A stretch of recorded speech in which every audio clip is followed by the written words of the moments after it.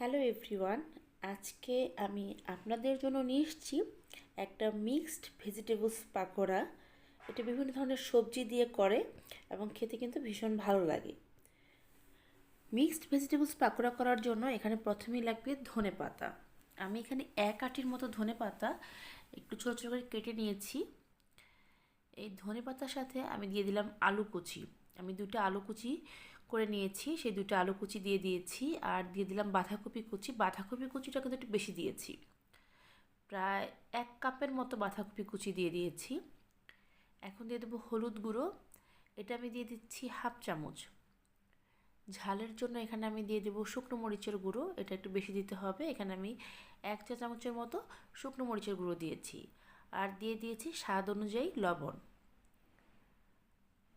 এখন একটু ফ্লেভারের জন্য আমি আরেকটা জিনিস অ্যাড করব, সেটা হচ্ছে কালো জিরা। আপনারা যারা কালো জিরা স্মেল পছন্দ না করেন, না দিলেও সমস্যা নেই, কিন্তু এই পাকোড়াটার মধ্যে একটু কালো জিরা দিলে পরে এটা খেতে ভালো লাগে। আমি এখানে প্রায় 1 চামচের মতোই কালো জিরা দিয়ে দিয়েছি। এখন এটার বাইন্ডিংয়ের জন্য আমি প্রথমেই দিয়ে দেব চালের গুঁড়ো। এখানে প্রায় 1 কাপের মতো চালের গুঁড়ো দিয়ে দিলাম। এতে করে বড়াটা অনেক মচমচে থাকবে, ঠান্ডা হয়ে গেলেও অনেকক্ষণ পর্যন্ত ক্রিস্পিনেসটা থেকে যাবে।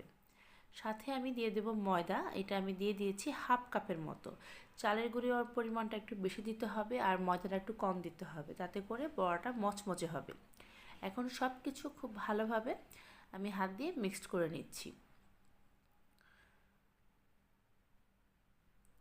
চালের গুঁড়া বা ময়দা কিন্তু খুব একটা বেশি দেওয়া যাবে না, তাতে করে এটা ভাজার পর একটু আটা আটা লাগবে, খেতে অতটা মচমচে হবে না।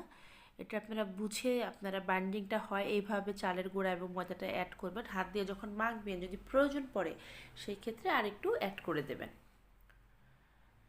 খুব ভালো করে আমরা হাত দিয়ে এটাকে মিক্সড করে নিচ্ছি। এই বড়াটা গরম ভাতের সাথে তো ভালো লাগেই, চাইলে বিকেলবেলা চা বা কফির সাথে আপনারা এটা সার্ভ করতে পারেন, বা টমেটো সস দিয়ে খেলেও এটা ভালো লাগে।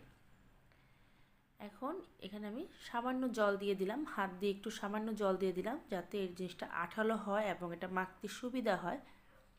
প্রথমে হাত দিয়ে আপনারা ভালো করে মিক্সড করে দেখবেন জিনিসটা আঠালো হয়েছে কিনা, জলের প্রয়োজন আছে কিনা, তারপর আপনারা জলটা অ্যাড করবেন। এদিকে কড়াইতে আমি দিয়ে দিলাম সাদা তেল। এটা ডিপ ফ্রাই হবে, তাই তেলের পরিমাণটা আমি বেশি দিয়েছি। তেলটাকে প্রথমে আমরা খুব ভালো করে গরম করে নেব। তারপর আমরা যে বড়াটা অলরেডি তৈরি করে রেখেছিলাম, সেখান থেকে আমরা ছোট ছোট বড়ার মতো করে আমরা এই গরম তেলে ছেড়ে দেব। তেলটাকে কিন্তু ভালো করে গরম করে দেবেন, না হলে কিন্তু এই বড়াগুলো কড়াইতে দেওয়ার সাথে সাথে ভেঙে যাবে।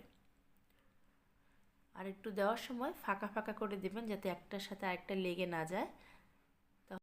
আমি এই বড়াগুলো মিডিয়াম হিটে ভাজবো, তাতে করে বড়াগুলো খুব মচমচে হবে, আবার ভিতরে কিন্তু কাঁচা থেকে যাবে না। আর যদি চুলার আঁচটাকে বাড়িয়ে ভাজতে যান, তাহলে উপরে তো খুব সুন্দর গোল্ডেন কালার চলে আসবে, কিন্তু বড়াগুলো কিন্তু প্রপার ওয়েতে ভাজা হবে না, ভিতরে কাঁচা থেকে যাবে, খেতে ভালো লাগবে না। তাই একটু সময় নিয়ে আপনারা বড়াগুলো ভেজে নেবেন। শীতের দিনে কিন্তু এই বাঁধাকপি বা ধনেপাতা খুব সুন্দর বাজারে পাওয়া যায়। আপনারা চাইলে এইভাবে বড়া করে দেখতে পারেন। আশা করি যারা পকোড়া খেতে ভালোবাসেন তাদের ভালো লাগবে। এখন যখন ভাজা হয়ে গেছে, তখন আমরা এটাকে ভালো করে উল্টে দিচ্ছি। যেহেতু আমি চালের গুঁড়ার পরিমাণটা বেশি দিয়েছি, তাই এই বড়াগুলো কিন্তু ঠান্ডা হয়ে গেলেও অনেকক্ষণ পর্যন্ত মচমচে থাকে।